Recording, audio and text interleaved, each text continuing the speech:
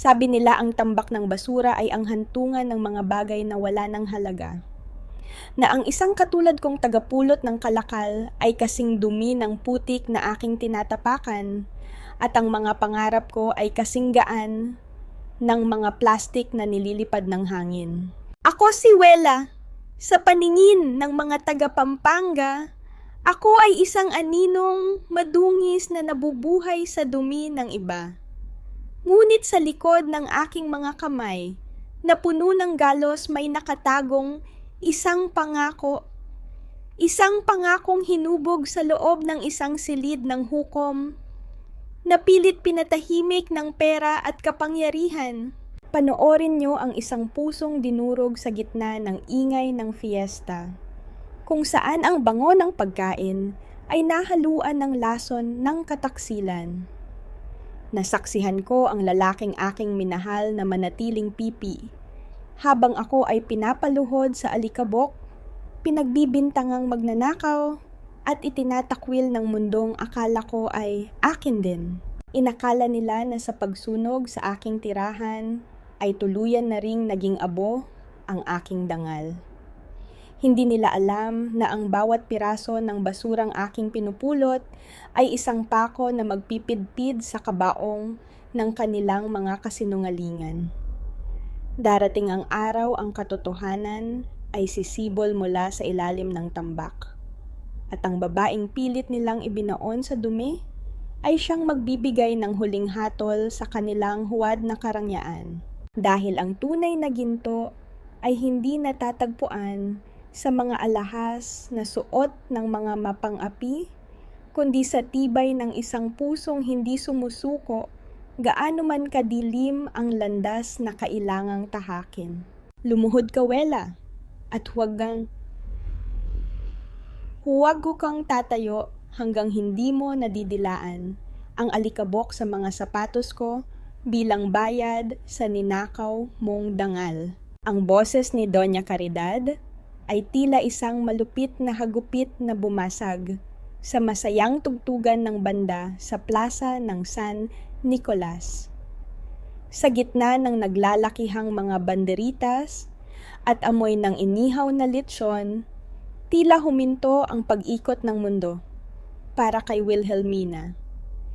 Ang mga bote ng plastik na kanina lang ay masinop niyang tinitipon sa loob ng kanyang sako ay dahan-dahang naglaglagan at gumulong sa semento na tila mga pangarap na nawalan ng saysay.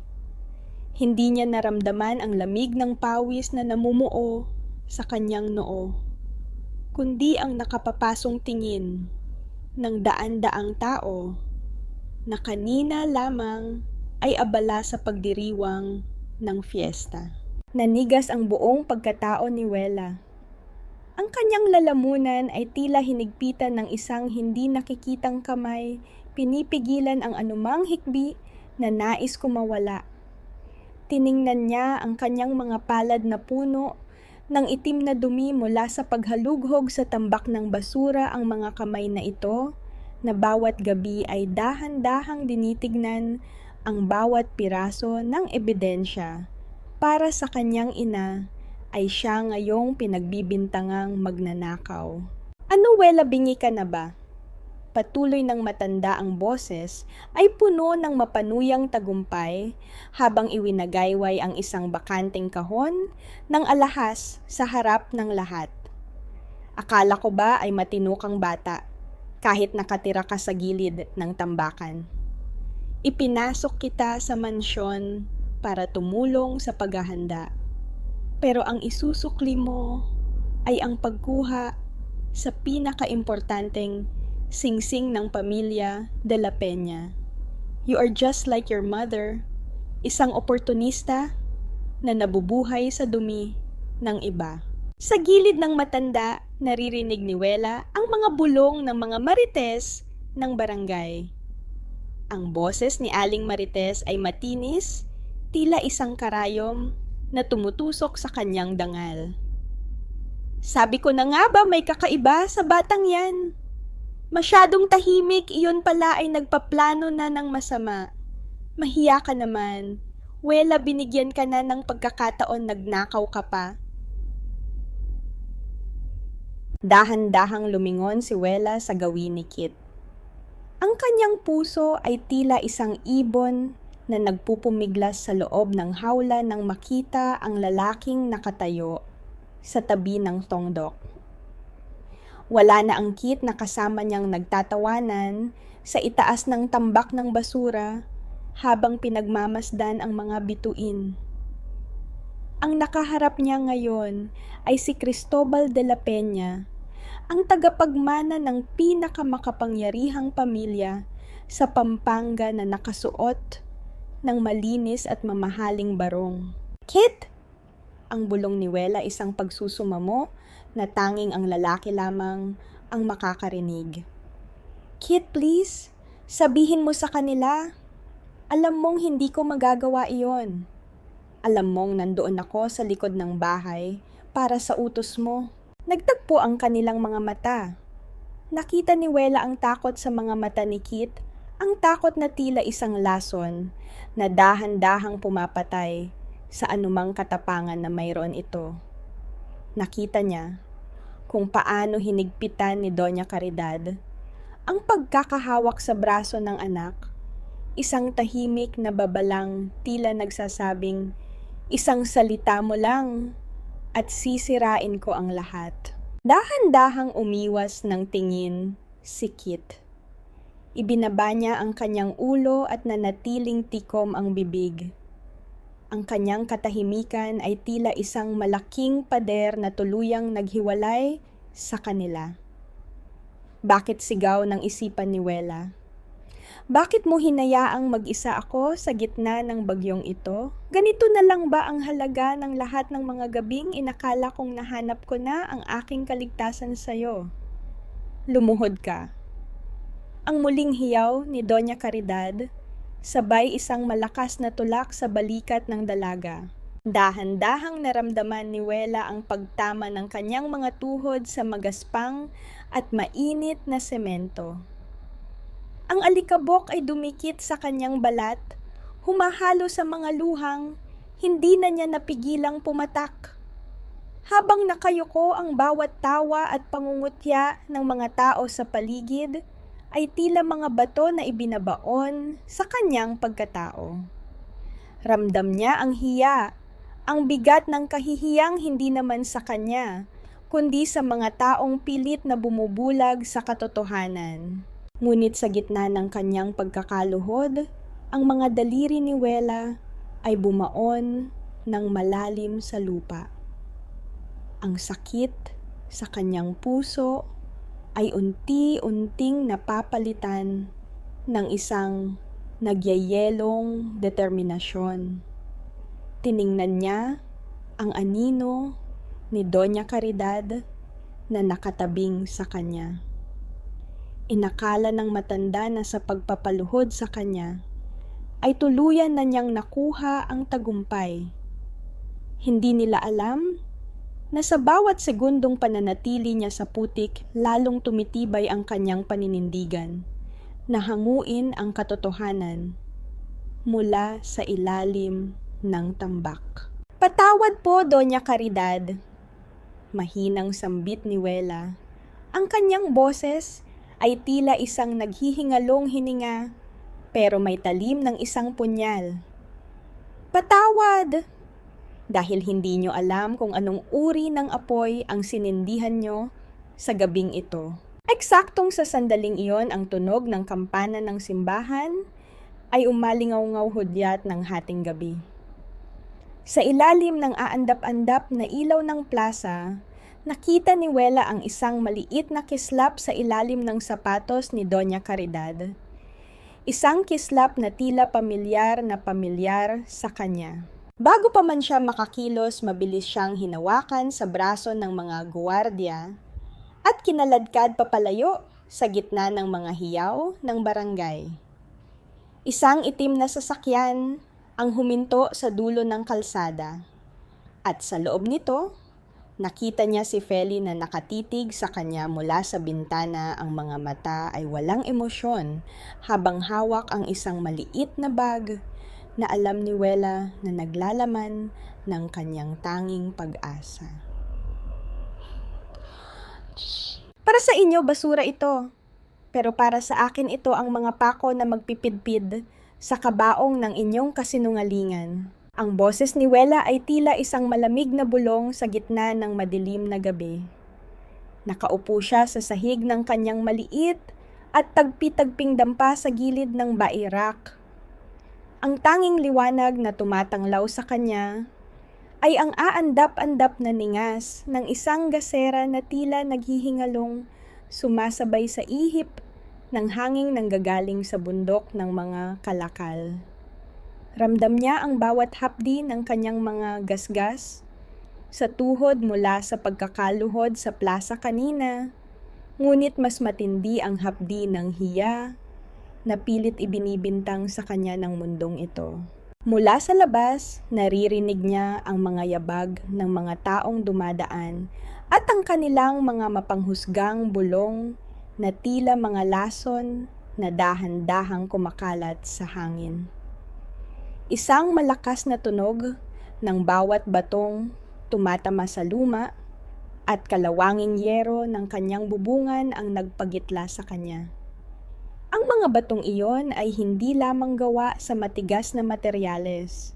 Bawat isa ay may dalang galit mula sa mga kapitbahay na naniwala sa kasinungalingan ni Doña Caridad. Hoy Wela magnanakaw, umalis ka na rito sa barangay namin bago ka pa namin tuluyang kalad ka rin. Ang matinis na sigaw ni Aling Marites mula sa malayo na sinundan ng tawanan ng ilang kalalakihan. Hindi kumibo si Wela. Nanatili siyang nakatitig sa mga piraso ng papel na nakalatag sa kanyang harapan. Para sa ibang tao ito ay mga shredded documents, mga basurang wala ng silbi. Ngunit para sa anak ng isang namayapang hukom ang mga ito ay mga piraso ng isang malaking palaisipan. Sa loob ng maraming buwan, ang bawat supot ng basura na inilalabas mula sa mansyon ng mga De La Peña ay tila isang liham na kailangan niyang basahin. Dahan-dahan niyang kinuha ang isang maliit na tweezers at nagsimulang pagtabi-tabihin ang mga hibla ng papel. Ang kanyang mga daliri ay nanginginig, ngunit puno ng pasensya. Sa gitna ng kanyang paggawa isang kakaibang amoy, ang pumailan lang sa loob ng dampa, isang amoy ng mamahaling nukwa na tila mantsa sa mga piraso ng basura. Ito ang pabango ni Doña Caridad. Isang mapait na ngiti ang iginuhit ng mga labi ni Wela. Ang bawat papel na ito ay dumaan sa mga kamay ng babaeng sumira sa kanyang buhay. Napatigil si Wela nang mapansin ang isang pamilyar na marka sa isang maliit na piraso ng dilaw na papel. Isang bahagi ng pirma. Ang kanyang puso ay tila tumigil sa pagtibok nang makilala ang bawat kurbada ng panulat na yon. Ito ang pirma ng kanyang ina, si Judge Salcedo. Bakit may ganito sa basura nila? Bulong ni Wela ang kanyang boses ay puno ng pighati at lito. Tila bumalik ang kanyang gunita, 10 taon na ang nakalilipas. Naalala niya ang gabi bago mamatay ang kanyang ina. Ang gabi, kung kailan ang lahat ng ebidensya ng kanyang ina laban sa mga De La Peña ay biglang naglaho ng parang bula. At ngayon, matapos ang isang dekada ng pagtatago at pagpapanggap bilang isang tagapulot ng kalakal, ang katotohanan ay tila kusang nagpapakita sa kanya sa gitna ng dumi. Ngunit ang katahimikan ng kanyang dampa ay biglang naputol. Ang mahinang kaluskos ng mga tuyong dahon sa labas ng kanyang pinto ay nagbigay ng isang kakaibang babala. Ang hanging umiihip ay tila nagbago ang timpla, naging mas mabigat at puno ng panganib. Dahan-dahang pinatay ni Wela ang kanyang gasera. Binalot siya ng ganap na kadiliman. Ramdam niya ang mabilis na tibok ng kanyang puso sa bawat segundong lumilipas. Sa pamamagitan ng maliit na siwang sa kanyang dingding, nayari sa sako nakita niya ang isang aninong nakatayo sa labas.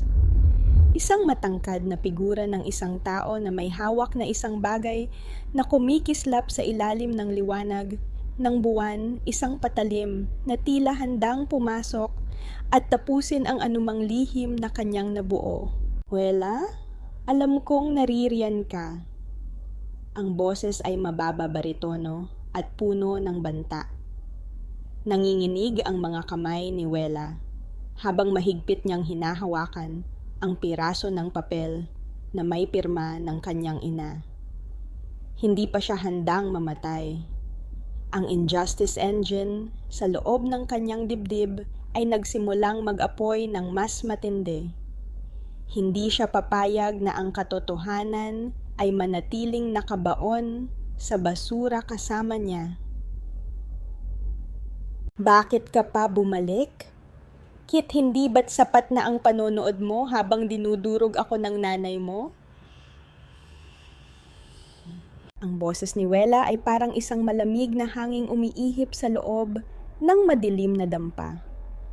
Hindi siya gumalaw mula sa kanyang kinalalagyan, kahit na ang pintuan niya ay dahan-dahang bumukas na nilikha ang isang mahabang guhit ng liwanag ng buwan sa sahig.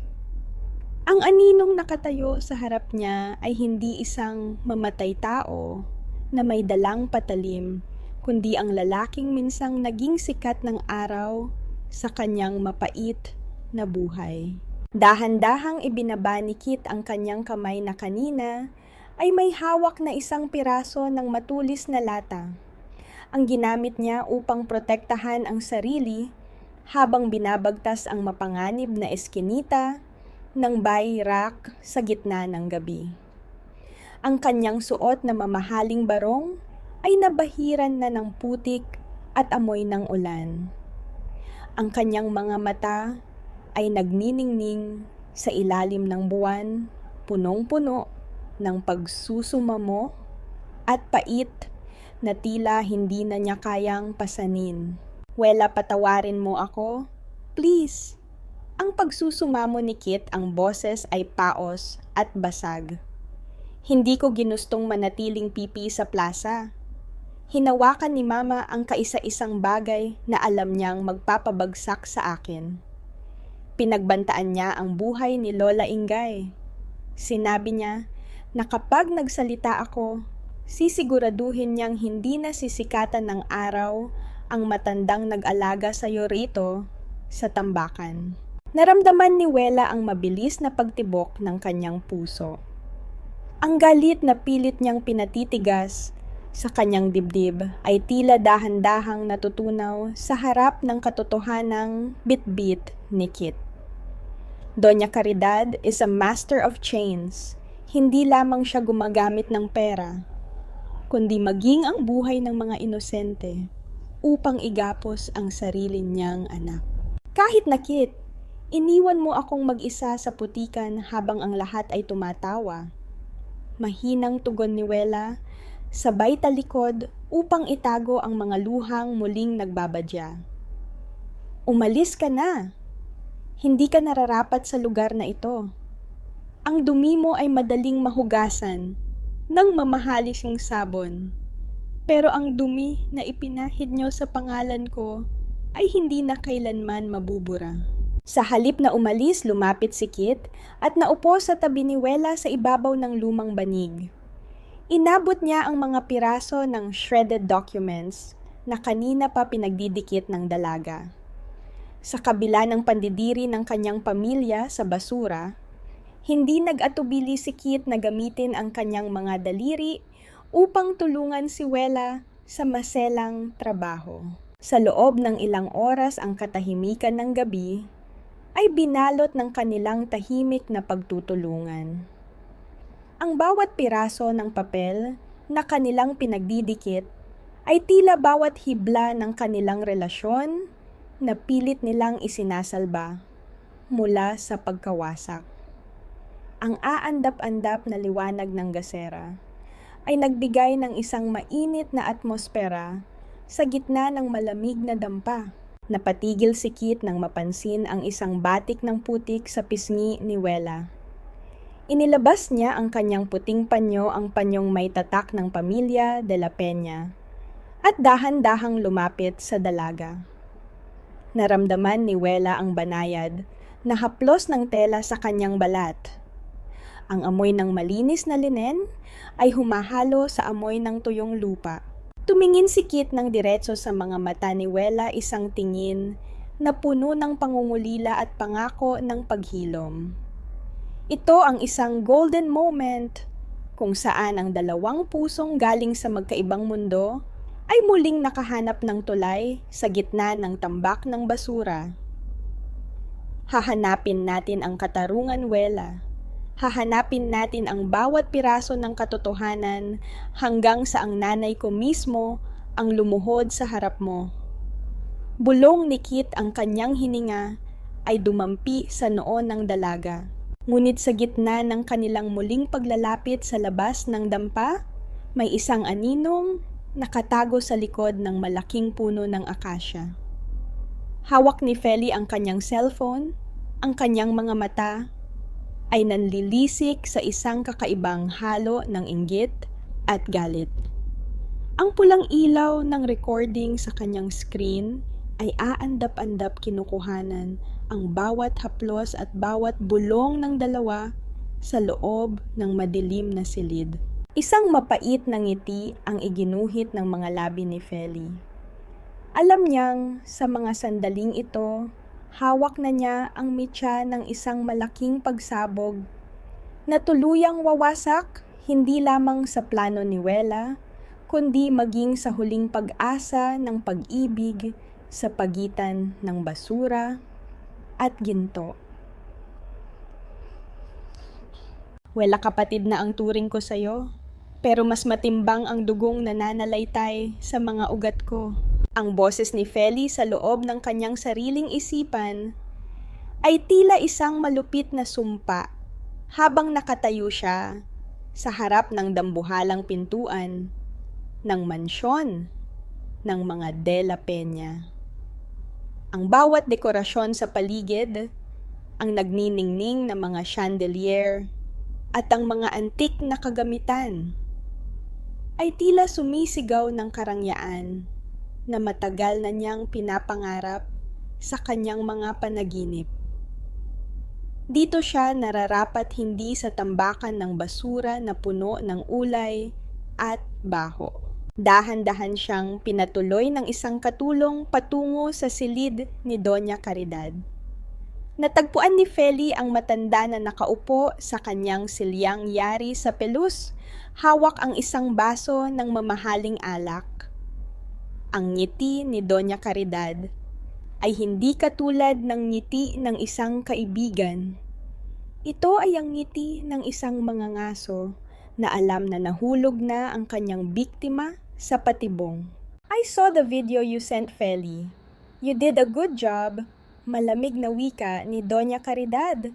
Ang bawat pantig ay tila lason na binalot ng asukal.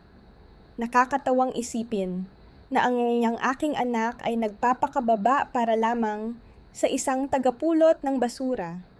Pero alam nating dalawa ang totoo, hindi ba? Hindi ka lang basta kaibigan ni Wela. Ikaw ang lihim na bunga ng pagkakamali ng aking asawa. Naramdaman ni Feli ang panlalamig ng kanyang mga daliri. Ang lihim na kanyang itinatago sa loob ng maraming taon ay tila isang sugat na pilit na binubuksan ng matanda. Ano pong gusto ninyong gawin ko?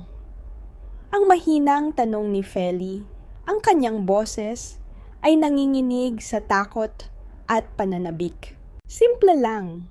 Alam kong may itinatagong kamera at mga ebidensya si Wela laban sa amin. Ibigay mo sa akin ang lahat ng yon at formal kitang ipakikilala bilang anak ng Tongdok. Bibigyan kita ng pangalan, yaman at buhay na hinding-hindi maibibigay sa iyo ng pagkakaibigan nyo ng babaeng iyon. pangako ni Doña Caridad. Habang nag-uusap sila, aksidenteng nahulog ni Doña Caridad ang kanyang pitaka sa sahig. Sa pagkakabukas nito, isang lumang larawan ang sumungaw mula sa loob. Nanlaki ang mga mata ni Feli nang makita niya ang mukha ng isang babaeng nakasuot ng kapa ng isang hukom. Ito ang ina ni Wela, si Judge Salcedo. Ngunit ang nakapangingilabot ay ang malaking itim na ekis na nakaguhit sa mukha ng hukom. Sa larawan tila ba isang tanda ng poot na hindi kailanman lumipas.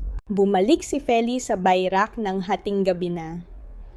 Pumasok siya sa loob ng dampa ni Wela nang walang anumang tunog.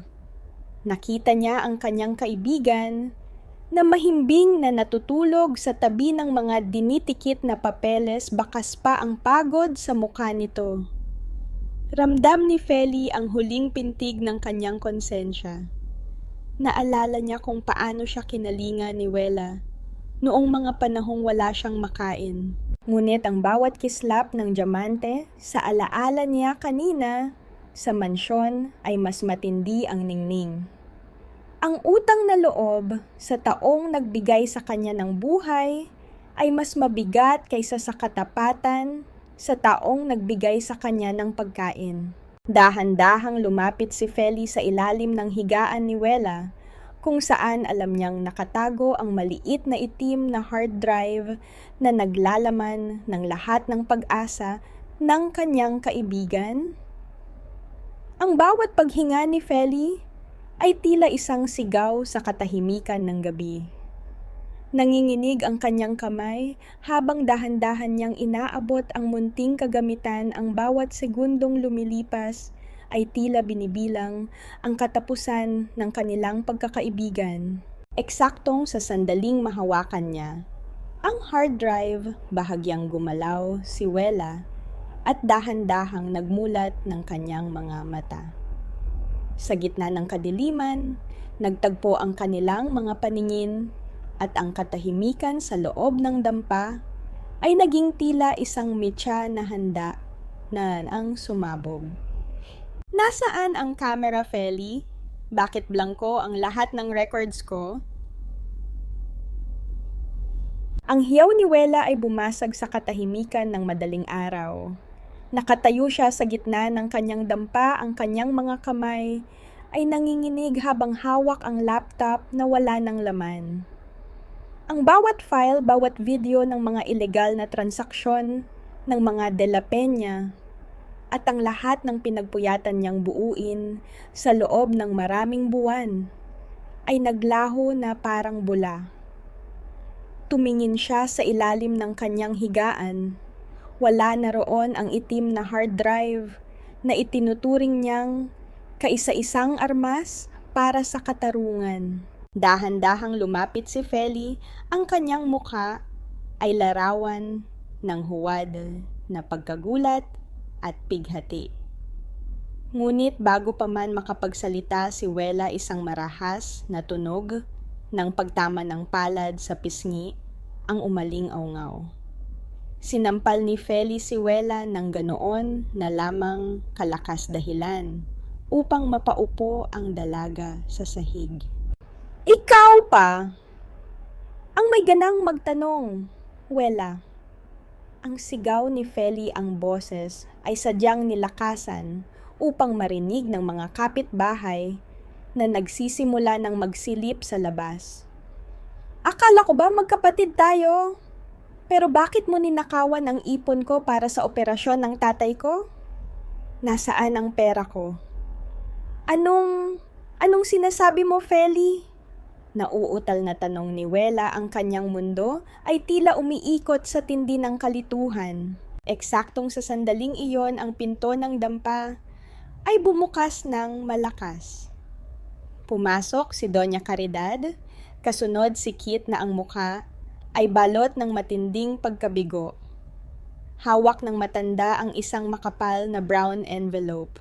Heto ba ang hinahanap mo, Kit?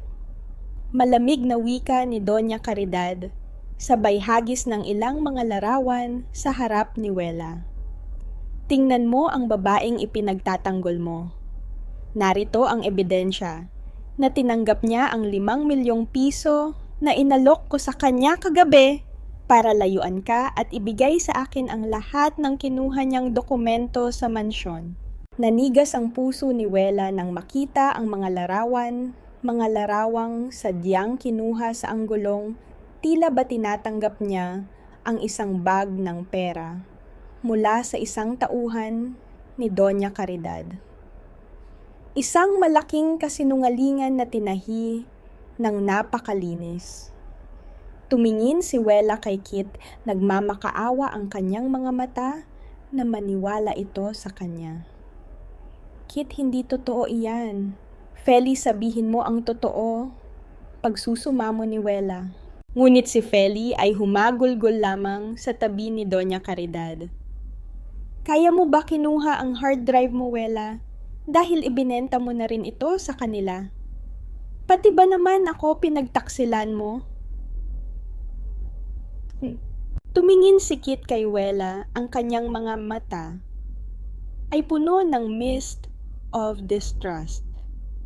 Ang bawat alaala ng kanilang pagsasama sa itaas ng tambak ay tila dahan-dahang nagiging abo. Wala na akong ibang nakikita, kundi ang katotohanang nasa harap ko, Wela.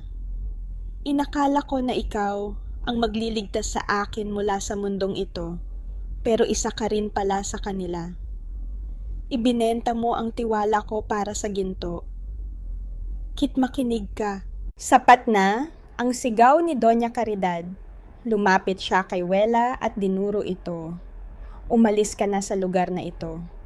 Bilang pamilya ng gobernador, hindi na namin pahihintulutan na manatili rito ang isang kriminal at magnanakaw na tulad mo. Sa utos ng matanda, pumasok ang mga guwardiya ng mansyon. Marahas nilang hinawakan ang mga braso ni Wela at kinaladkad ito palabas ng barangay. Ang mga tao sa labas sa pangunguna ni Aling Marites ay nagsimulang sumigaw ng mga masasakit na salita.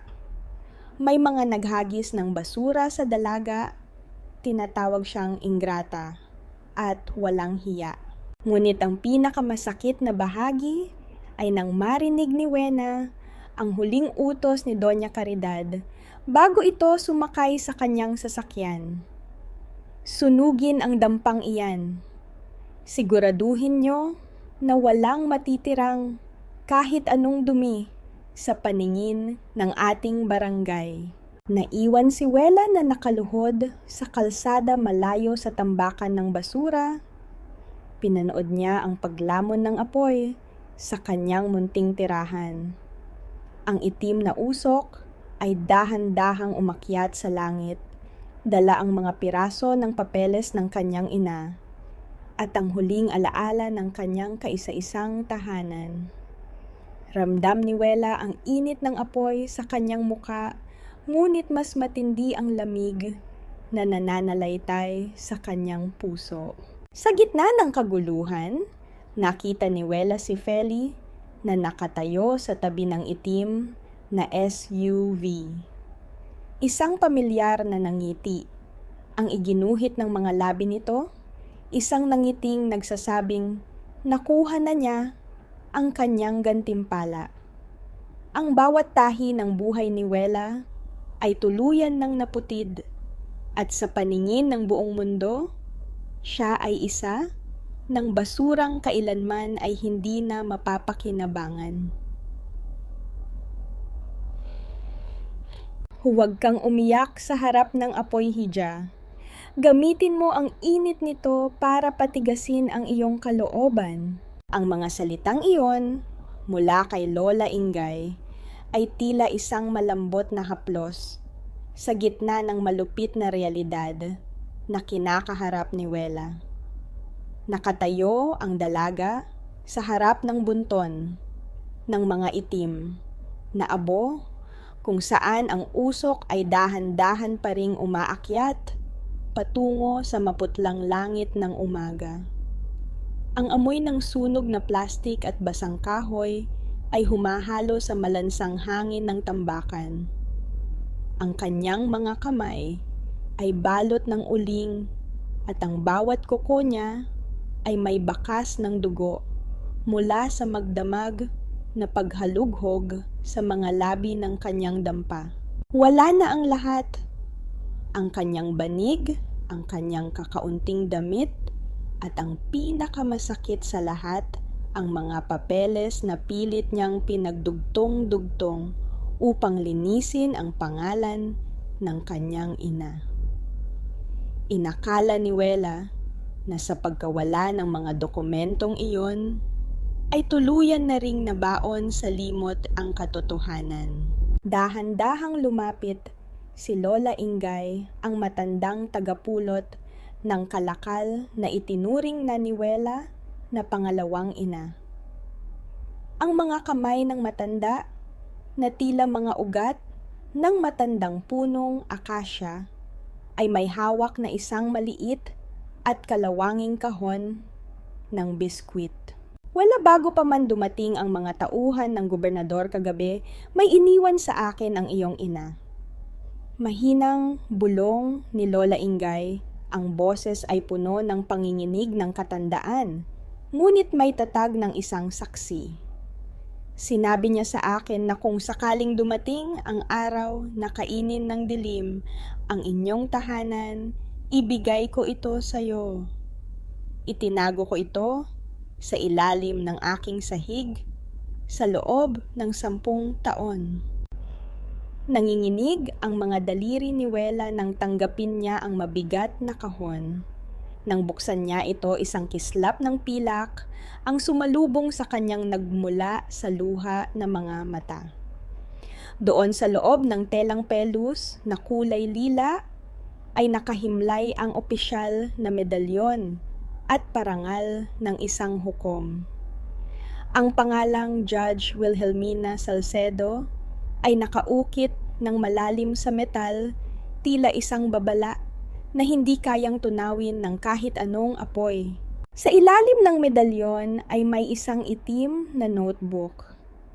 Binuklat ito ni Wela at doon niya nakita ang huling hiling ng kanyang ina, isang listahan ng mga pangalan, mga petsa, at mga halaga ng suhol na tinanggap ng bawat opisyal na nasa ilalim ng bulsa ng pamilya de la Peña.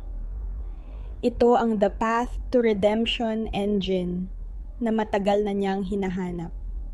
Hindi lang ito basta basura. Ito ang huling hatol na hindi kailanman naisulat sa korte. Niyakap ni Wela ang kahon sa kanyang dibdib. Ang lamig ng metal ay tila naging isang gamot na nagpatigil sa panginginig ng kanyang puso. Ito ang kanyang golden moment. Sa gitna ng pagkawasak ng kanyang kasalukuyan, muling nabuhay ang kanyang nakaraan. Hindi na siya ang Wela na tagapulot ng basura na pwedeng sipa-sipain ng mga de la Peña. Siya na ang tagapagmana ng hustisya. Lola Ingay, kailangan ko nang umalis. Maring sabi ni Wela, ang kanyang boses ay wala ng bakas ng pighati, kundi isang matigas na determinasyon. Hahanapin ko ang mga taong tunay na nagmamahal sa bayan ng aking ina. At pagbabalik ko, sisiguraduhin kong ang abong ito ay sapat na para ibaon silang lahat sa kahihiyan. Tumingin si Wela sa malayo sa direksyon ng mansyon ng mga de la Peña na nagniningning sa itaas ng burol. Ramdam niya ang mist of distrust na unti-unting napapalitan ng isang malinaw na plano. Inakala ni Kit na siya ay sumuko na. Inakala ni Feli na siya ay wala ng alas.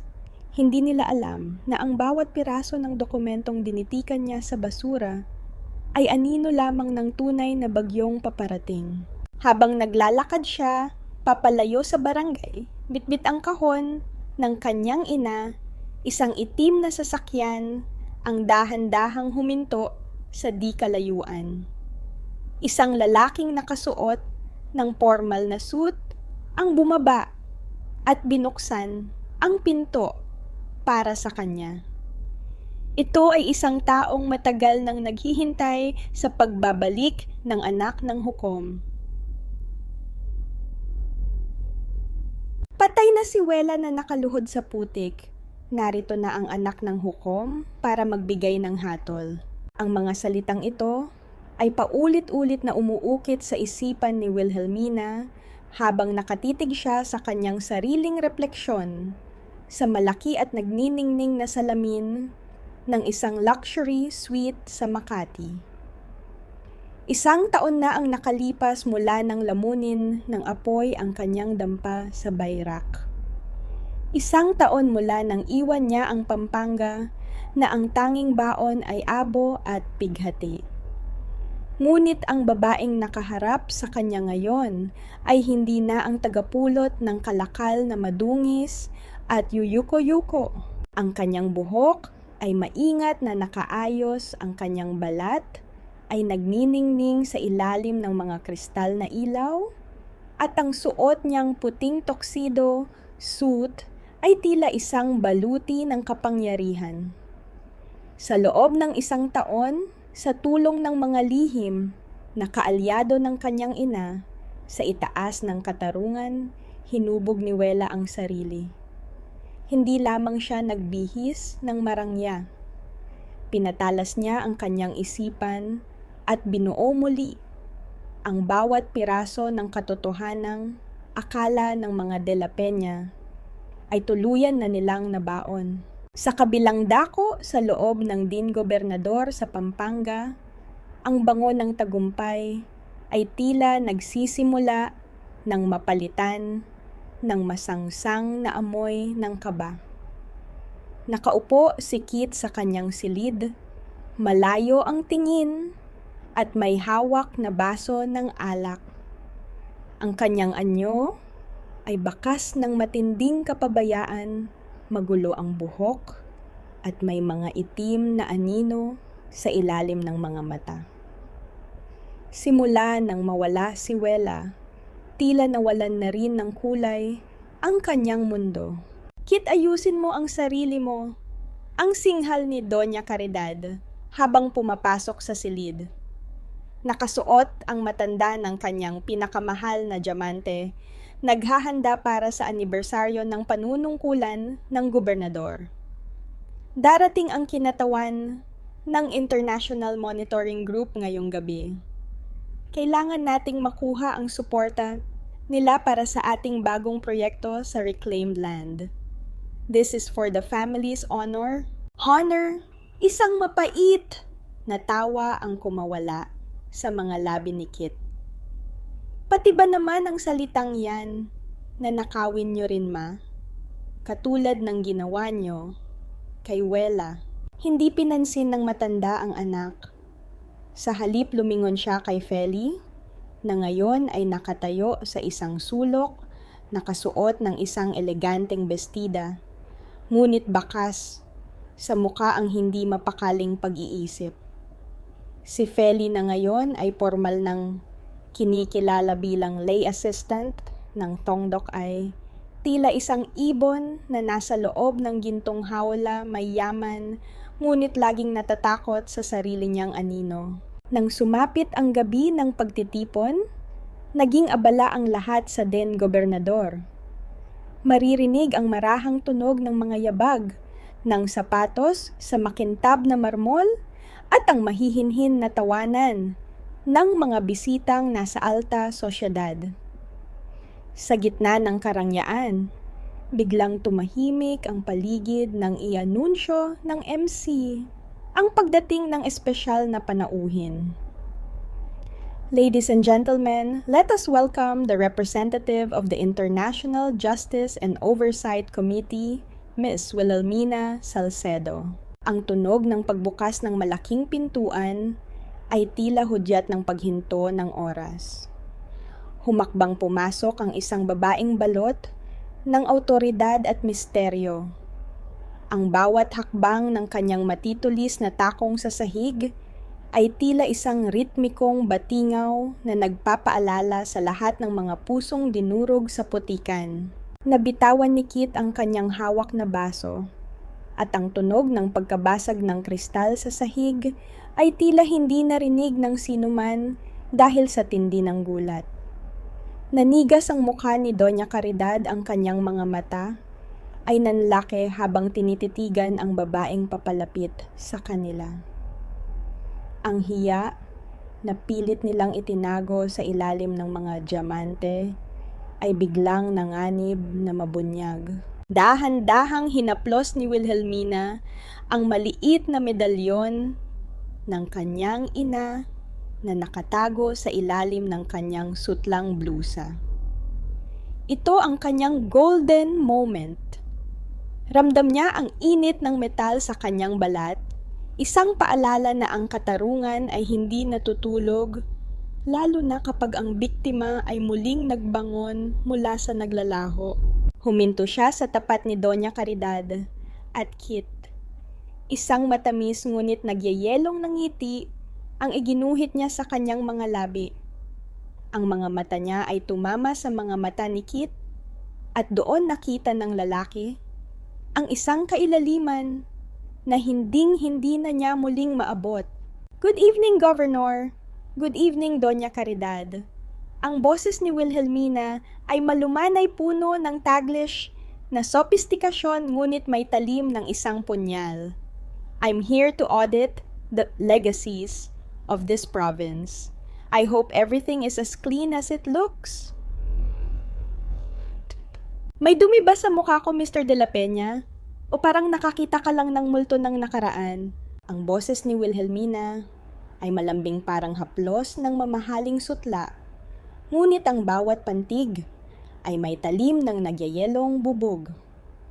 Nakatayo siya sa gitna ng nagniningning na bulwagan.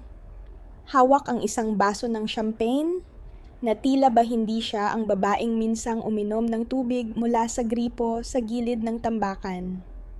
Ang kanyang titig ay nanatiling matatag sa mga mata ni Kit na ngayon ay tila isang lalaking nalulunod sa gitna ng tuyong lupa.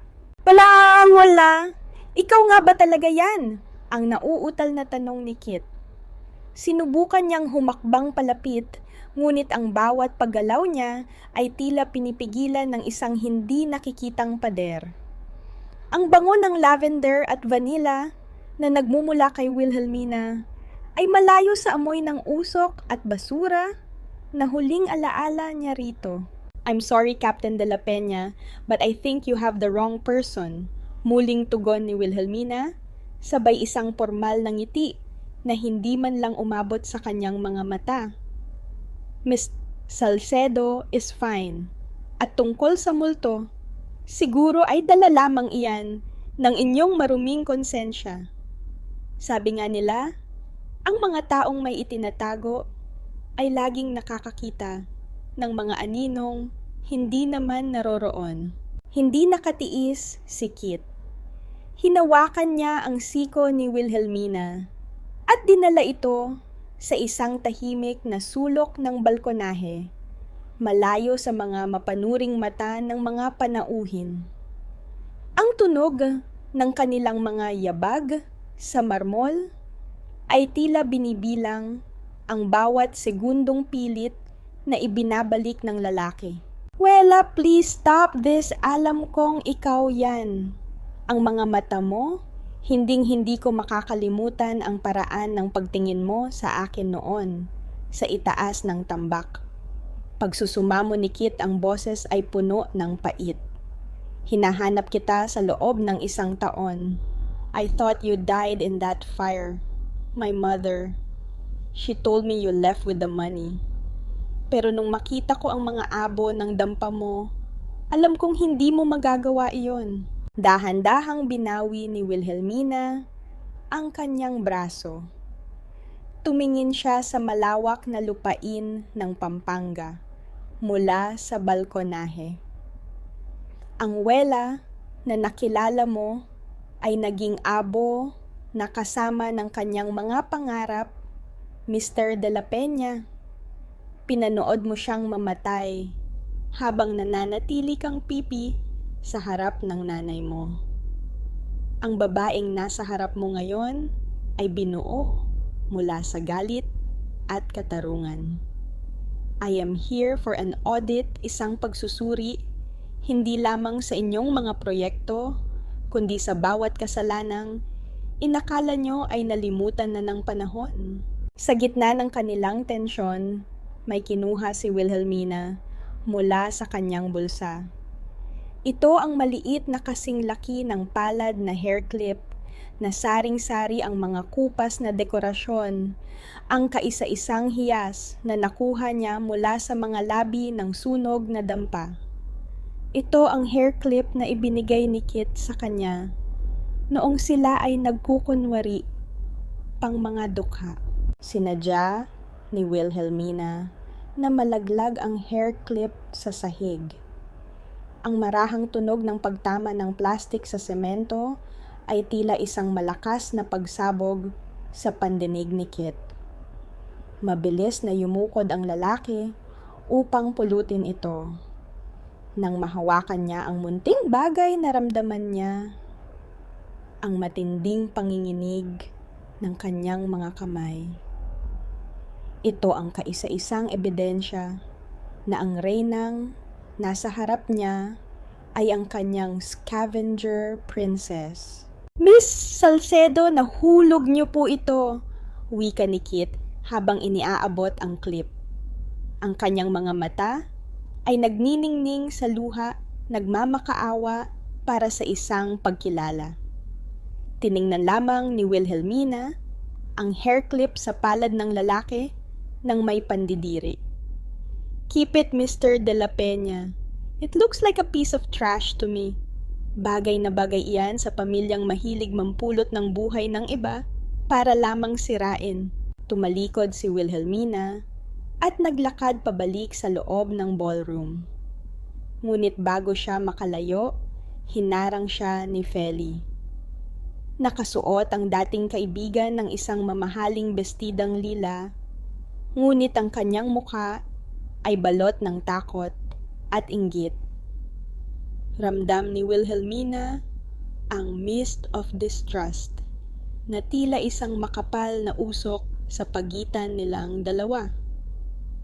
Wela, anong ginagawa mo rito? Ang nanginginig na bulong ni Feli. Inakala naming tapos na ang lahat. Ngumiti si Wilhelmina, isang ngiting kasing talim ng karayom. Lumapit siya kay Feli at inayos ang dulo ng buhok nito, isang galaw na tila kalinga ngunit punong-puno ng banta.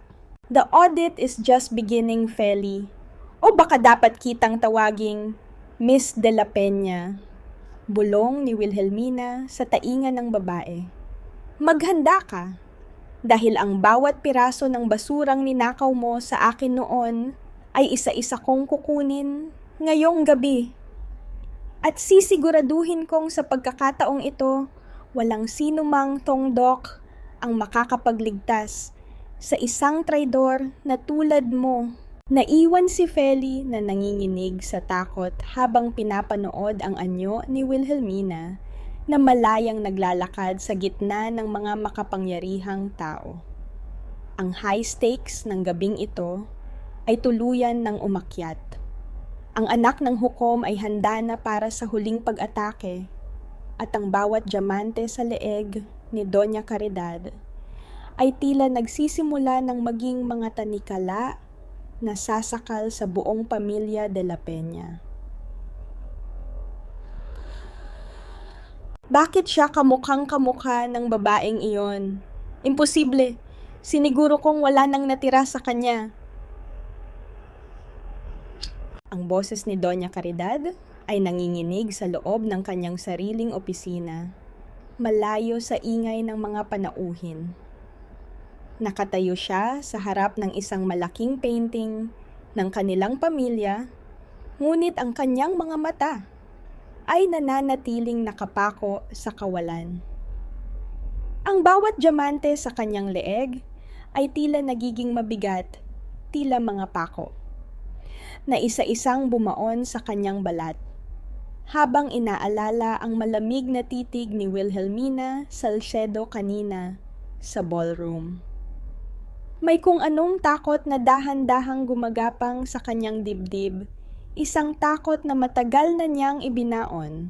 Kasama ng bangkay ng hukom na si Judge Salcedo, 10 taon na ang nakalilipas. Dahan-dahang pumasok si Feli. Sa silid bitbit ang isang baso ng mainit na tsaa. Ang kanyang mga hakbang ay maingat, tila natatakot na mabasag ang marupok na katahimikan ng matanda. Ngunit bago pa man siya makalapit, marahas na kinuha ni Doña Caridad ang baso at inihagis ito sa sahig. Ang tunog ng pagkabasag ng porselana at ang pag-alsap ng mainit na likido sa mamahaling carpet ay tila isang hiyaw ng desperasyon.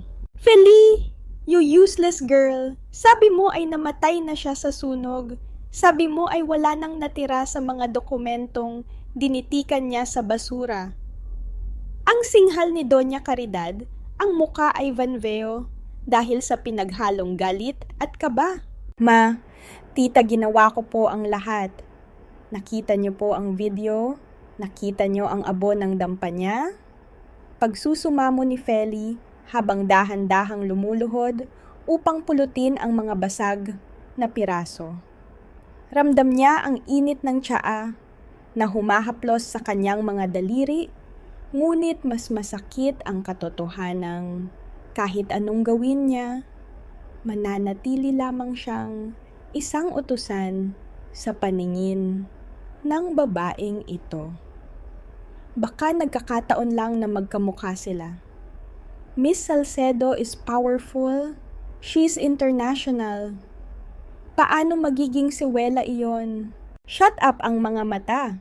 Ang paraan ng pagtindig niya. Hinding-hindi ko makakalimutan ang anak ng hukom na iyon. Bulong ng matanda habang pilit na pinapakalma ang sarili sa pamamagitan ng pagpahid ng kanyang mga kamay ng isang sutlang panyo. May kakaibang lason sa bawat gintong suot niya ngayong gabi, isang lason ng nakaraan na unti-unti nang kumakalat. Sa gitna ng kanilang pag-uusap, bumukas ang pinto at pumasok ang isang tauhan ng mansyon. Doña Caridad, humihingi po ng audyensya si Miss Salcedo. Nais niya raw pong pag-usapan ang audit report tungkol sa reclamation project sa harap ninyo at ng gobernador. Huminga ng malalim si Doña Caridad. Inayos niya ang kanyang postura at nagsuot muli ng maskara ng kapangyarihan. Papasukin mo siya! At ikaw, Feli, lumabas ka muna. Hindi ka kailangan sa usapang ito ng mga totoong de la Peña. Naramdaman ni Feli ang mabilis na pagtibok ng kanyang puso dahil sa matinding kahihiyan. Tumayo siya at tahimik na lumabas dala ang mga basag na porselana. Sa labas ng pinto nakasalubong niya si Wilhelmina. Ang dalaga ay nakatayo nang matuwid ang kanyang anyo ay nagniningning sa ilalim ng ilaw ng pasilyo. Tiningnan lamang ni Wilhelmina si Feli mula ulo hanggang paa, isang tingin na puno ng awa para sa isang taong ipinagpalit ang kaluluwa para sa isang pamilyang kailanman ay hindi siya tatanggapin. Pumasok si Wilhelmina sa loob ng opisina. Ang amoy ng mamahaling insenso ay sumalubong sa kanya. Ngunit para sa kanya, ito ay amoy ng nabubulok na katarungan. Naupo siya sa tapat ni Doña Caridad nang hindi naghihintay ng paanyaya. Miss Salcedo, I heard you want to talk about business. Panimula ni Doña Caridad. Ang boses ay matamis, ngunit may dalang banta. Kinuha niya ang isang tseke mula sa kanyang drawer at dahan-dahang inilapag ito sa mesa. Alam niyo sa Pampanga, we value friendship. This is just a small donation para sa inyong committee. Sigurado akong marami pa tayong pwedeng pag-usapan na hindi na kailangang umabot sa mga legal na usapin. Tumingin si Wilhelmina sa tseke.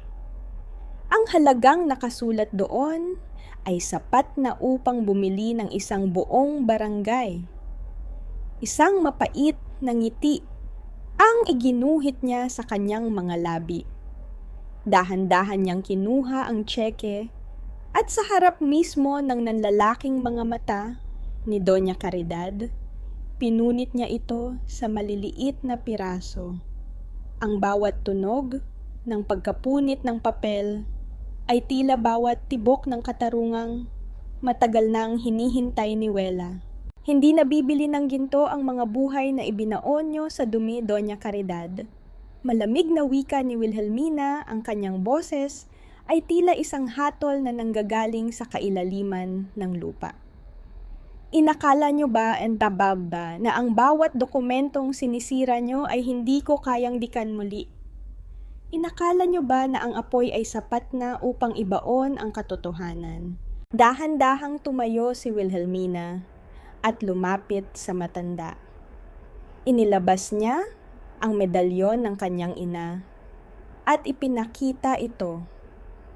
Ang audit na ito ay hindi tungkol sa inyong reclamation project. Ito ay tungkol sa 10 taon ng pagnanakaw, pandaraya at pagpatay. Maghanda kayo para sa Grand Gala bukas dahil doon ko ipapakita sa buong mundo kung anong uri ng dumi ang itinatago nyo sa ilalim ng inyong mga diamante. Tumalikod si Wilhelmina at lumabas ng silid nang hindi nililingon ang matandang tuluyan nang nanginig sa takot. Sa labas nakita niya si Kit na nakatayo sa dilim ng pasilyo, nakikinig sa bawat salita. Ang kanilang mga mata ay muling nagtagpo, ngunit sa pagkakataong ito, wala ng mist of distrust. Tanging ang katotohanang kasing linaw ng kristal ang nananatili. Naramdaman ni Wilhelmina ang bigat ng hair clip sa kanyang bulsa, ang clip na isinauli ni Kit kanina. Hinigpitan niya ang pagkakahawak dito. Ang laban para sa dangal ay malapit nang matapos at ang bawat piraso ng basurang kanyang pinulot ay handa na para sa huling hatol. Ngayong gabi ang bawat diamante sa leeg nyo, Doña Caridad, ay magiging tanikala na hihila sa inyo pababa. Ang bulong na iyon ni Wilhelmina ay tila isang malamig na sumpa na dinala ng hangin sa loob ng nagniningning na ballroom ng Dintong Dock. Sa gitna ng ingay ng tawanan ng alta sosyedad, ang kalansing ng mga basong kristal, at ang bango ng pinakamamahaling bulaklak sa Pampanga na natiling nakatayo si Wilhelmina sa gitna ng bulwagan. Nakasuot siya ng isang mahabang bestidang kulay pula, isang kulay na tila nagbabadya ng digmaan sa gitna ng kapayapaan ng mga De La Peña.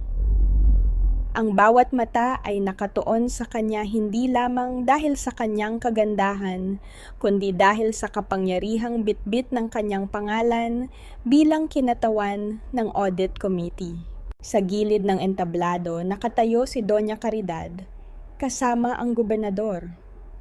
Ang matanda ay pilit na pinapanatili ang kanyang tuwid na tindig, ngunit ang kanyang mga kamay na nakahawak sa kanyang purse ay nanginginig nang hindi niya mapigilan. Tumingin siya sa paligid sa mga marites ng San Nicolas na abala sa pagbulong tungkol sa misteryosong Miss Salcedo. Ramdam niya ang hiya na unti-unti nang kumakawala sa kanyang kontrol, tila isang baha na handang lumunod sa kanilang dangal. Ladies and gentlemen, ang boses ng gobernador ay umalingaw-ngaw sa buong ballroom. Tonight we celebrate progress. At bilang bahagi ng ating anibersaryo, inimbitahan natin si Miss Wilhelmina Salcedo upang iulat ang tagumpay ng ating mga proyekto. Humakbang si Wilhelmina patungo sa gitna ng entablado.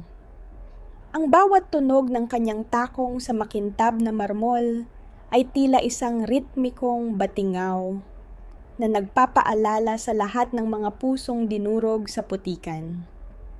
Inayos niya ang mikropono at lumingon kay Doña Caridad, na ngayon ay nakatitig sa kanya nang may halong takot at pananalig na hindi itutuloy ng dalaga ang banta nito. "Salamat, Governor."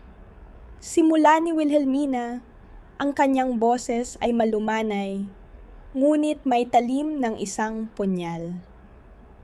Marami akong natuklasan sa aking pagsusuri. Natuklasan ko na sa likod ng bawat nagniningning na gusali ay may mga pamilyang nawalan ng lupa. Natuklasan ko na ang basura ng iba ay naglalaman ng mga lihim na pilit nating itinatago. Biglang namatay ang mga ilaw sa buong ballroom at ang dambuhalang LED screen sa likuran ay nagliwanag. Ngunit sa halip na mga blueprint ng reclamation project, ang lumitaw ay mga larawan ng mga shredded documents na maingat na dinitikan muli. Ipinakita sa screen ang mga transaksyonon ng suhol, ang mga pekeng pirma ni Judge Salcedo at ang usapan sa pagitan ni Doña Caridad at ng mga ilegal na broker. Isang kolektibong hininga ng gulat ang narinig mula sa mga panauhin. Ang bulungan ay napalitan ng nakabibinging katahimikan. Sa isang sulok, nakita ni Wilhelmina si Feli na dahan-dahang umaatras, pilit na nagtatago sa anino. Ngunit huli naman ng mana. Ang injustice engine na nagpapatakbo sa galit ni Wela sa loob ng 10 taon ay tuluyan nang sumabog sa harap ng buong mundo. Hindi ito totoo. Isang paninira lamang ito. Ang hiyaw ni Doña Caridad, ang kanyang boses ay basag at puno ng desperasyon. Sinubukan niyang umakyat sa entablado upang pigilan si Wilhelmina, ngunit napatigil siya nang makita si Kit na humakbang palabas mula sa karamihan. Nakatitig si Kit sa kanyang ina. Ang kanyang mga mata ay nagniningning sa luha at puot. Hawak niya ang hair clip na isinauli ni Wilhelmina, ang huling piraso ng kanyang natitirang katapangan.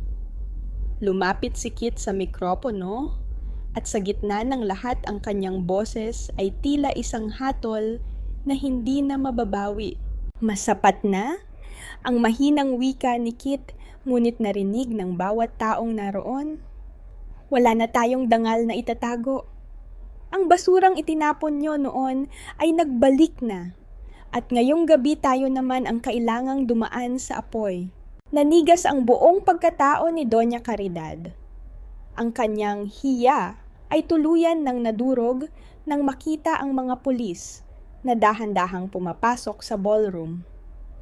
Ngunit bago pa man makapagsalita si Wilhelmina, uli isang malakas na tunog ng pagpihit ng kuryente ang narinig at ang LED screen ay biglang nagpalit ng imahe, isang live video ni Feli na may hawak na isang itim na hard drive at sa likuran niya ay ang gobernador na nakaluhod sa sariling opisina habang tinututukan ng isang baril ang sariling ulo.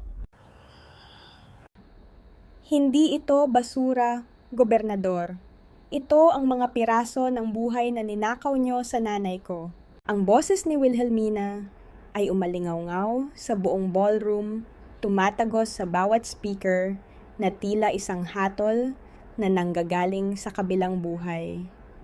Nakatingin siya ng diretso sa dambuhalang screen kung saan nakikita ang mukha ng gobernador, ang lalaking minsang itinuring na Diyos sa Pampanga. Ngunit ngayon ay isang naghihingalong anino na lamang na may hawak na baril sa sariling opisina. Ang katahimikan sa ballroom ay naging tila isang mabigat na kumot. Walang sino man ang nangahas na huminga habang pinapanood ang pinakamalaking pagguho ng dangal sa kasaysayan ng lalawigan. Sa loob ng screen, dahan-dahang lumapit si Feli sa gobernador. Ang kanyang muka ay basang-basa ng luha, ngunit ang kanyang mga kamay ay hindi na nanginginig. Inagaw niya ang baril mula sa nanginginig na kamay ng kanyang ama. Hindi para iligtas ito mula sa kamatayan, kundi para iligtas ito mula sa madaling pagtakas. Hindi ka pwedeng mamatay ng ganito lang, Dad. Ang boses ni Feli ay puno ng pait at taglish na hinanakit. You have to face them.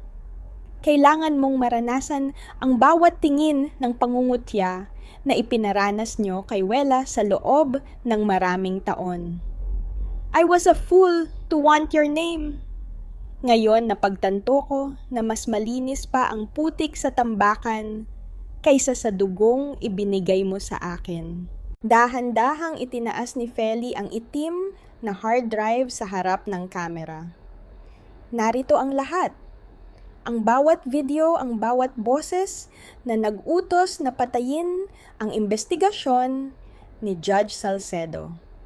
I'm handing this over, not as your daughter, but as well as witness. Nang muling bumukas ang mga ilaw sa ballroom, ang unang nakita ng lahat ay ang anyo ni Doña Caridad na nakaluhod sa gitna sa salo-salo. Ang kanyang mamahaling diamante ay tila naging mga pako na bumaon sa kanyang balat habang naririnig ang bawat hiyaw ng galit mula sa mga panauhing kanina lamang ay yumuyukod sa kanya. Ang mga Marites ng San Nicolas sa pangunguna ni Aling Marites ay hindi na bumubulong. Ngayon sila na ang pinakamalakas sumigaw ng magnanakaw at mamatay tao patungo sa matanda. Dahan-dahang bumaba si Wilhelmina mula sa entablado. Ang bawat hakbang niya ay puno ng ritmikong tagumpay. Huminto siya sa tapat ni Doña Caridad. Tinitigan niya ang matanda mula sa itaas. Ang kanyang mga mata ay walang mababakas na galit, kundi isang malalim at nakakapanghinayang na awa. Inakala nyo na sa pagsunog sa aking dampa ay tuluyan nyo nang nabaon ang katotohanan.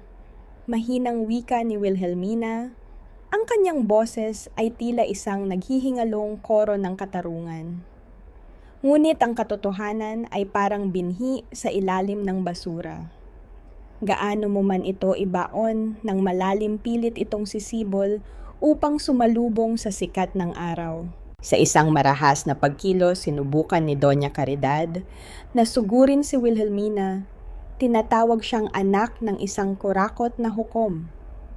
Ngunit mabilis siyang nahawakan ng mga pulis. Ang tunog ng malamig na bakal ng posas na lumatay sa kanyang mga pulso ay naging huling batingaw ng kanyang kapangyarihan. Wala na ang hiya na pilit niyang pinoprotektahan. Ang tanging natira ay ang hubad at maruming katotohanan. Nabalik lamang ang diwa ni Wilhelmina nang marinig niya ang tunog ng bawat yabag ng sapatos ni Kit na papalapit sa kanya. Nakatayo ang lalaki sa gitna ng kaguluhan. Ang kanyang anyo ay bakas ng matinding pagkawasak, ngunit may kalinawan nasa kanyang mga mata. Inabot ni Kit ang kanyang kamay, isang pagsusumamo para sa isang pagkakataong alam niyang huli na ng 10 taon. Wela, tapos na.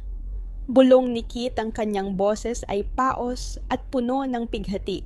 Tiningnan lamang ni Wilhelmina ang palad ng lalaki. Ang mist of distrust ay tuluyan ng napawi, ngunit ang iniwan nito ay isang malawak at tuyong disyerto ng emosyon.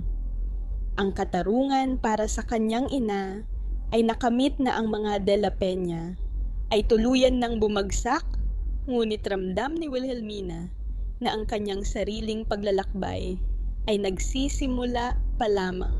Sa labas ng Dean Gobernador, ang hangin ay naging presko. Tila hinuhugasan ang bawat lason ng kataksilan na namayani sa gabing iyon. Ang mga sirena ng pulis ay nagsilbing musika ng pagtatapos ng isang madilim na kabanata, habang ang anak ng hukom ay nanatiling nakatayo ng matuwid, handa ng talikuran ang karangyaan upang mahanap ang tunay na kapayapaan sa gitna ng mga abo ng kanyang nakaraan. Minahal kita sa gitna ng dumikit, pero sa gitna ng liwanag, napagtanto ko na mas mahal ko ang aking sarili. Ang boses ni Wilhelmina ay tila isang malumanay na awit na humahalo sa ihip ng hanging madaling araw sa basurahan ng San Nicolas. Nakatayo siya sa tapat ng gumuhong pundasyon ng kanyang dating dampa, ang lugar kung saan ang kanyang mga pangarap ay naging abo 1 taon na ang nakalilipas. Ngayon ang sikat ng araw ay dahan-dahang sumisilip sa likod ng mga bundok ng basura, nagbibigay ng kulay ginto sa bawat plastik at bakal na dati ay tila bauling sa kanyang paningin. Nakaluhod si Kit sa harap niya sa gitna mismo ng putikang kalsada. Wala na ang kanyang mamahaling barong. Nakasuot lamang siya ng isang simpleng kamiseta na nabahiran na ng dumi. Ang kanyang mga kamay ay nanginginig habang nakahawak sa isang maliit na kahon na naglalaman ng hair clip na pilit niyang isinasauli. Ang bawat hikbi ni Kit ay tila isang pagsusumamo para sa isang second chance, isang pagkakataong muling itahi ang tiwalang pinunit ng kanyang pamilya. Wela, please! Hilingin mo sa akin ang kahit na ano. Iiwan ko ang lahat. I'll work here sa tambakan basta kasama kita. Pagsusumamo ni Kit, ang kanyang mga mata ay nagniningning sa tindi ng pagsisisi. Hindi ko kayang mabuhay sa isang mundong wala ang iyong sikat ng araw. I was a coward before but I'm here now. I'm choosing you over everything. Dahan-dahang lumapit si Wilhelmina. Ramdam niya ang sacrifice dilemma engine sa loob ng kanyang dibdib, ang pagnanais na yakapin ang lalaking minahal niya sa gitna ng hirap laban sa pangangailangang palayain ang sarili mula sa anino ng mga De La Peña. Hinawakan niya ang balikat ni Kit, isang marahang haplos na hindi nagbibigay ng pangako, kundi ng isang formal na pamamaalam. Hindi sapat ang pag-iwan sa yaman para mabura ang sakit ng iyong katahimikan. Noon, Kit. Mahinang tugon ni Wilhelmina, ang kanyang boses ay matatag at puno ng hiling. Ang pagpapatawad ay isang mahabang proseso at hindi ito nanggagaling sa pagsusumamo ng iba. Pinatawad na kita hindi dahil karapat-dapat ka, kundi dahil ayaw ko nang bitbitin ang galit sa bawat pagtulog ko sa gabi. Pero ang pagbabalik, ibang usapin na iyon. Dahan-dahan niyang kinuha ang hair clip mula sa kahon at tiningnan ito.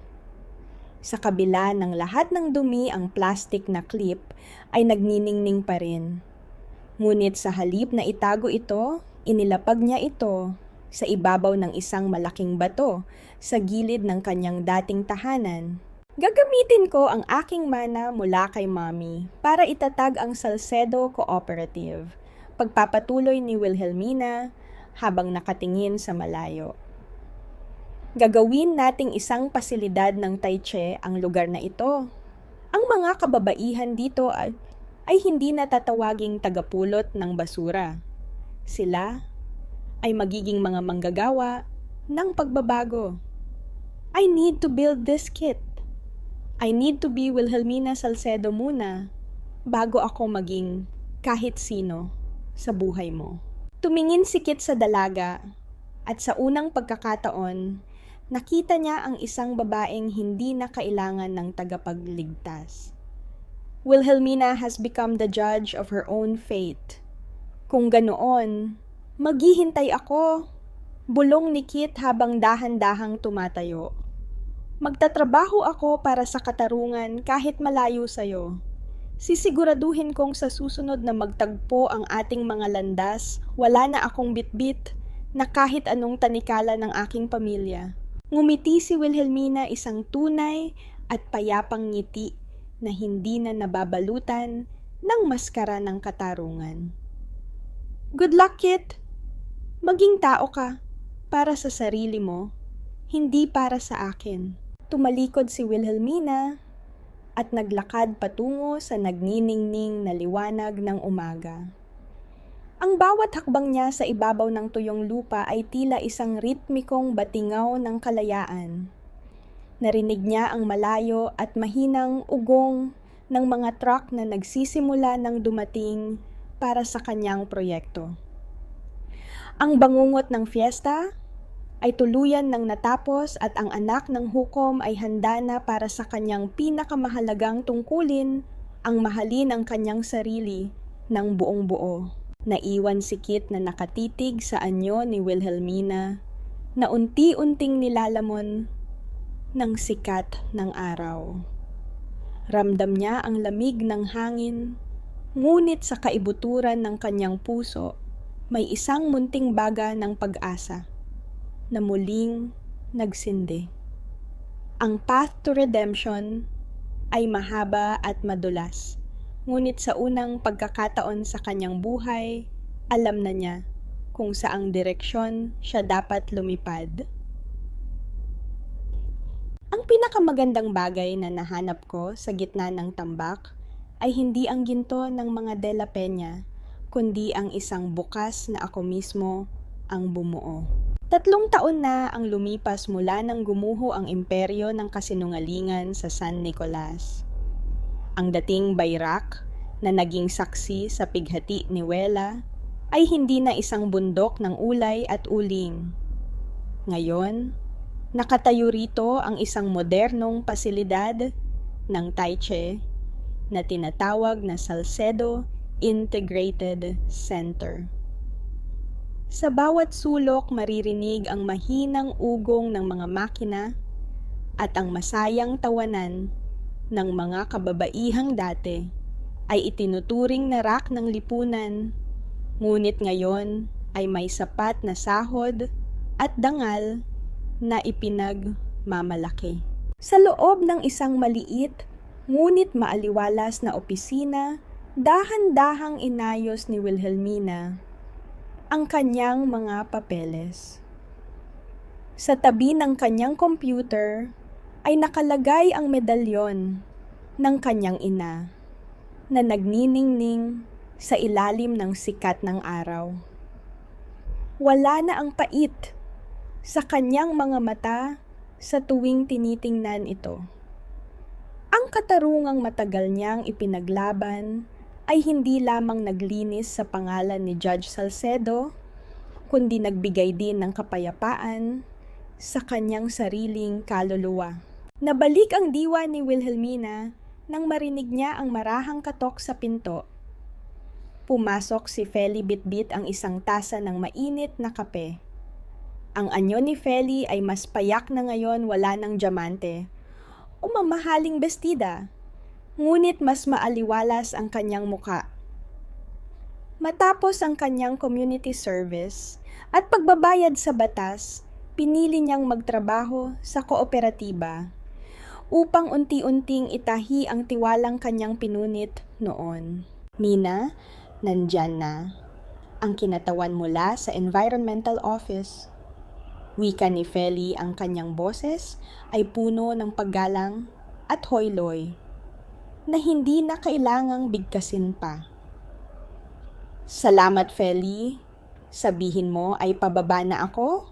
Nakangiting sagot ni Wilhelmina. Bumaba si Wilhelmina sa main hall ng pasilidad.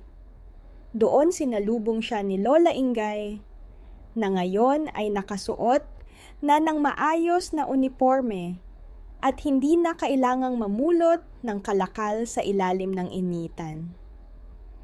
Ang hiling na naganap sa bawat tao sa lugar na ito ay mas mahalaga pa sa anumang yaman ng reclamation project. Sa kabilang dako ng lalawigan ang balita tungkol kay Doña Caridad ay dahan-dahang lumalamlam. Ang matanda ay nananatili pa rin sa loob ng bilangguan, pasan ang bigat ng kahihiyang pilit niyang iniwasan noon. Ang kanyang hiya ay naging kaisa-isa niyang kasama sa bawat gabi, tila isang aninong hindi siya nilulubayan. Ang gobernador naman ay sumailalim sa rehabilitasyon habang nahaharap sa napakaraming kaso ng korupsyon. Lumabas si Wilhelmina sa balkonahe ng gusali. Tanaw niya ang malawak na bukirin ng Pampanga. Naramdaman niya ang marahang tunog ng mga yabag sa damuhan. Hindi na siya nagulat nang makita niya si Kit na nakatayo sa di kalayuan. Wala na ang kintab ng kanyang uniforme o ang yabang ng kanyang pamilya. Nakasuot lamang siya ng simpleng kamiseta at may bitbit na mga dokumento tungkol sa legal assistance para sa mga magsasaka. "How's the audit going, Miss Salcedo?" Nakangiting tanong ni Kit, ang kanyang boses ay puno ng kapayapaan. "It's perfect, Kit. Everything is clean." Tugon ni Wilhelmina, sabay dahan-dahang paglalakad patungo sa lalaki. Nagtagpo ang kanilang mga paningin. Ang mist of distrust ay tuluyan ng napawi pinalitan ng isang bagong uri ng pagtitiwala, hindi na pag-ibig na nakabase sa bulag na pangako kundi isang ugnayang binuo sa ibabaw ng katotohanan. Natutunan ni Wilhelmina na ang tunay na pagpapatawad ay hindi ang pagtanggap muli sa nakaraan, kundi ang pagpili na maglakad patungo sa hinaharap ng walang bitbit na galit. "Will you join us for the community lunch later?" Pagsusumamo ni Kit, ang kanyang mga mata ay nagniningning sa pag-asa. "Maybe. If the captain can prove that he's a good cook too." Biro ni Wilhelmina dahilan upang magpakawala ng isang mahinang tawa ang lalaki. Namayani sa pagitan nilang dalawa, habang dahan-dahang lumulubog ang araw, nagbibigay ng kulay ginto sa buong San Nicolas. Ang paglalakbay ni Wela ay nagsimula sa isang sigaw ng kawalang katarungan, ngunit nagtapos sa isang tahimik na awit ng tagumpay. Nahanap na niya ang kaligayahan. Hindi ito nanggaling sa yaman o sa pagbagsak ng kanyang mga kaaway, kundi sa kanyang kakayahang muling buuin ang sarili ng mas matatag kaysa noon. Ang katarungan ay nakamit, ang dangal ay naibalik. At sa unang pagkakataon, ang pintig ng katotohanan ay malayang umaalingaw sa buong Pampanga. Sa ilalim ng bagong umaga, si Wilhelmina Salcedo ay hindi na isang biktima. Siya ang mitya ng pagbabago, ang hukom ng kanyang sariling tadhana. At ang babaeng sa wakas ay nakahanap ng kanyang sariling langit sa gitna ng tambak ng basura.